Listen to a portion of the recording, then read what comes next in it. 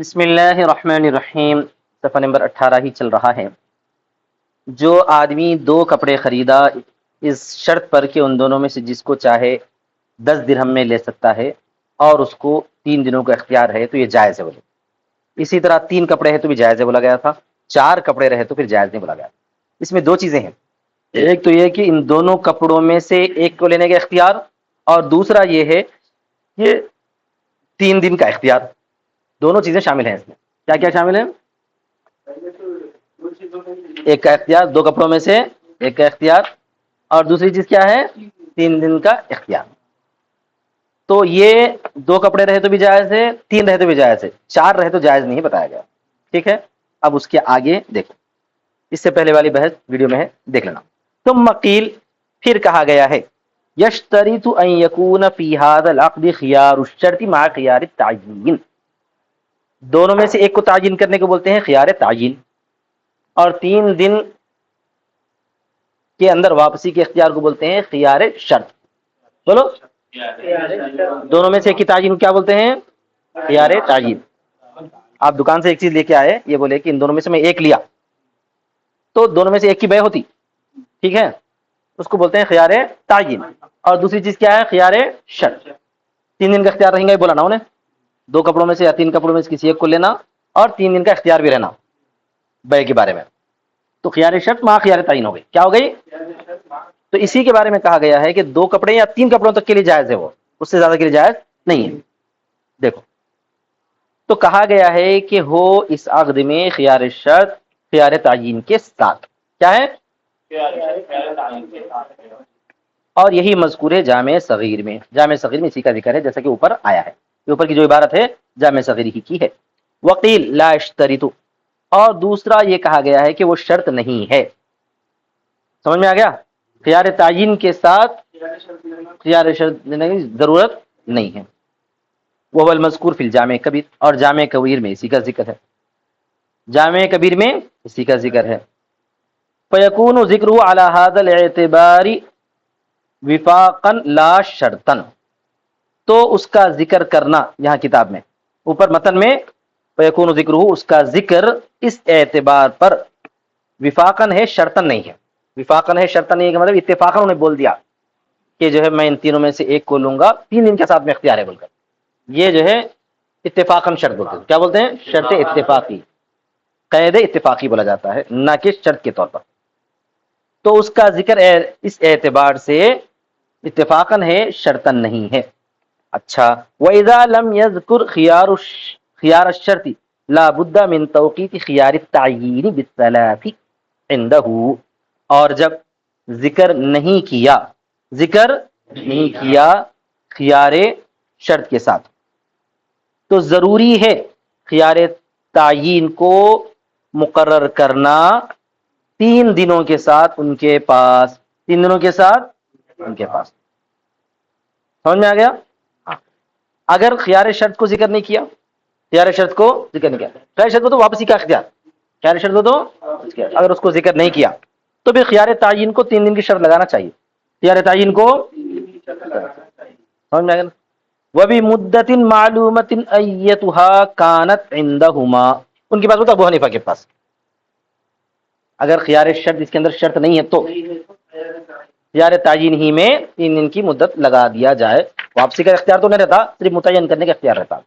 وَبِمُدَّةٍ مَعْلُومَةٍ أَيَّتُهَا كَانَتْ عِنْدَهُمَا، لیکن صاحبین فرماتے ہیں کسی بھی مدت معلومہ ہو، کوئی بھی مدت معلومہ ہو، کانت عندہما، جو ان کے پاس ہو، ان دونوں کے پاس ہو، یعنی ایسی مدت جو ان دونوں آپس میں مقرر کر لے کہ میں جو ہے 4 دن میں، 6 دن میں، 8 دن میں، 4 دن میں، 6 دن میں، 8 دن میں، 20 دن میں، 2 مہینے میں واپس کروں گا، کوئی بھی مدت مقرر کر لو، لیکن تعین کرنا ضروری ہے، یہ پڑھنا چاہتا ہے۔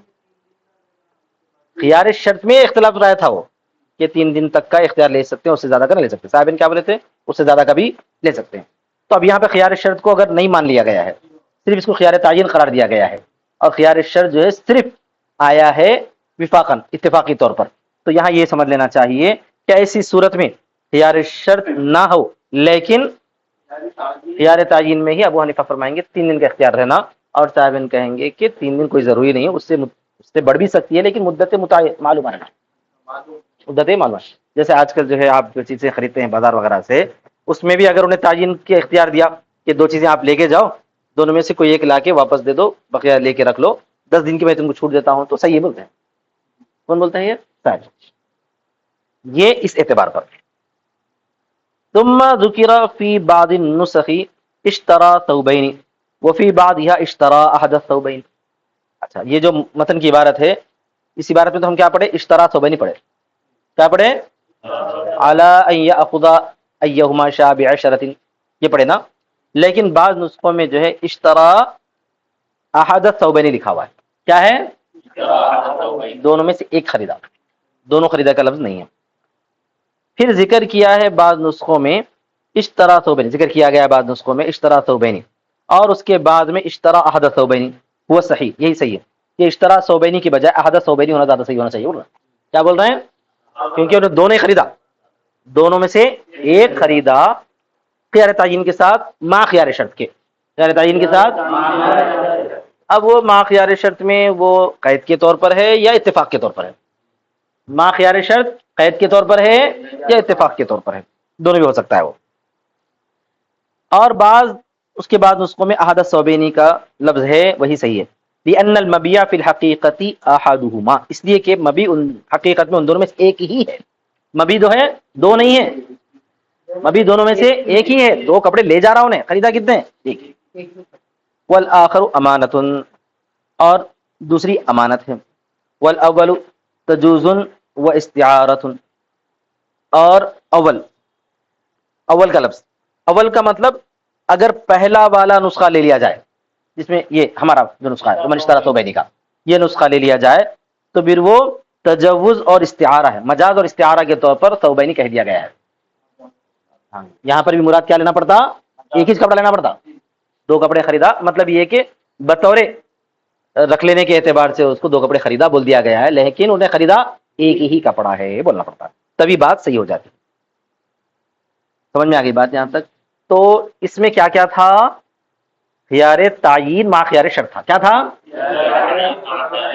اب یہ بات الگ ہے کہ جامع صغیر کی عبارت میں خیار تعین کے ساتھ خیار شرط ضروری ہے، سمجھ میں آ رہا تھا، جبکہ جامع کبیر کی عبارت میں ایسے سمجھ میں نہیں آ رہا تھا۔ اسی وجہ سے جامع صغیر کو بھی یہاں پر جو ہے قید اتفاقی کہہ دیا گیا ہے، قید شرط کے درجے میں نہیں کہے گا، آ گیا ہے، آئی بات سمجھ میں؟ اب ایسی صورت میں اگر کوئی آدمی خرید کے لے کے گیا، کیا حکم ہے؟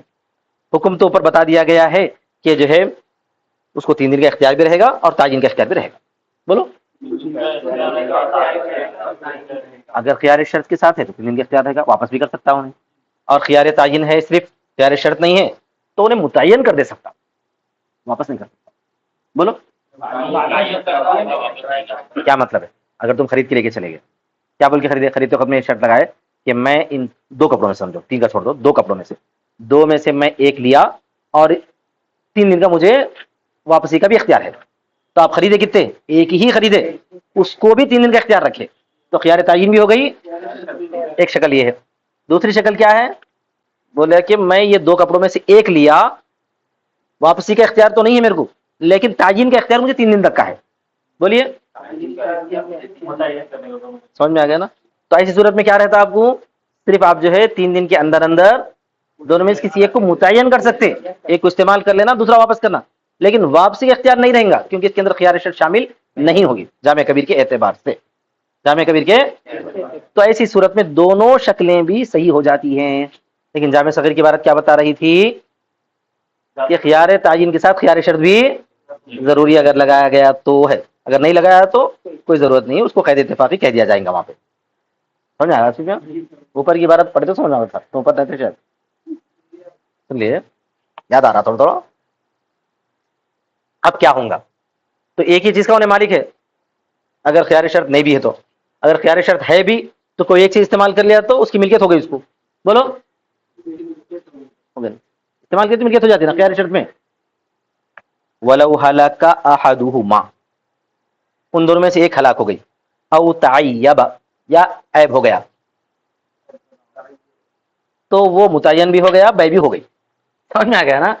ہلاک ہو گئی یا ہلاک کر دیا یا عیب لگا دیا، کچھ بھی کر دیا، تو خیار شرط میں یاد رکھنا، خیار شرط میں یاد رکھنا کہ جو چیز آدمی لے کے گیا اور 3 دن کا اختیار رکھا، مگر استعمال کرے تو اختیار کہاں کا، استعمال کرے بھی تو اختیار ختم، ہلاک ہو گئے تو بھی اختیار ختم، اور عیب لگا دیے تو بھی اختیار ختم، یہاں پر وہی ہو گیا، مگر یہاں پہ 2 چیزیں ہیں نا، دونوں میں سے ایک لے کے گیا انہیں، تو ایک چیز کے اندر یا تو ہلاکت آ گئی یا عیب ہو گیا، تب کیا ہوگا، اس میں بے پوری ہو گئی، دوسری واپسی کے لیے طے، بولو دوسری واپسی کے لیے طے ہو گئی،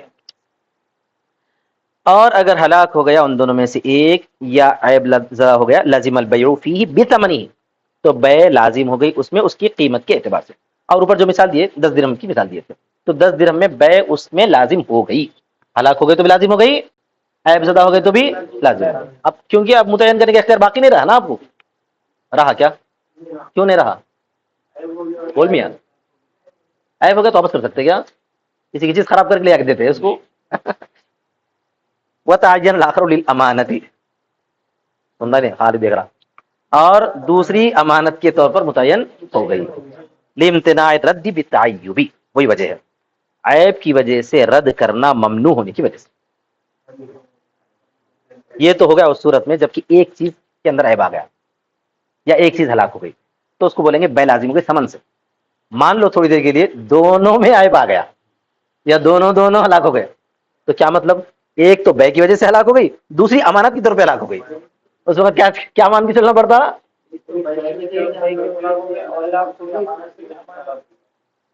ولو ہلاکا جميعا، اور اگر وہ دونوں کے دونوں ہلاک ہو گئے مان ایک ساتھ، یلزم نصف ثمن کل واحد منہما، تو اس کو لازم ہو جائے گا ان دونوں میں سے ہر ایک کا ثمن، لشیوع البیع، بیع کے شائع ہونے کی وجہ سے، والامانۃ فیہما، اور ان دونوں میں امانت کے، دونوں کی دونوں چیزیں اگر ہلاک ہو گئی تو اب 2 شکلیں بیان کر رہے ہیں، 2 شکلیں ایک ہی شکل بیان کر رہے ہیں لیکن اس کی تفصیل کیسے کر رہے ہیں، اب فی الحال جو ہے انہیں طے نہیں کرا تھا، نا کون سی میں نے لیا کون سی نہیں لیا، پر دونوں کی دونوں چیزیں ہلاک ہو گئی، تو اب یہ بولیں گے کہ دونوں میں سے ہر ایک بے بھی ہے ہر ایک امانت بھی ہے، تو آدھی کو بے مان کے چلو آدھی کو امانت مان کے چلو، چیز تو ایک خریدا نا انہیں، بولو، لیکن وہ ایک چیز دونوں میں پھیلی ہوئی ہے فی الحال، یہ ایسے ہی مثال سمجھو جیسا کہ جو ہے تمہارا نام کیا ہے، عبد الرحمان، عبد الرحمان میں مر گئے، اگر مر گئے تو ان کا جو مکان وغیرہ ہے، ان کا جو کیا ہے تمہارا لیب، وہ لیب وغیرہ ہے، انہوں مرنے کے بعد ان کے وارثین جو ہے ان کے لیب کے مالک بنتے ہیں،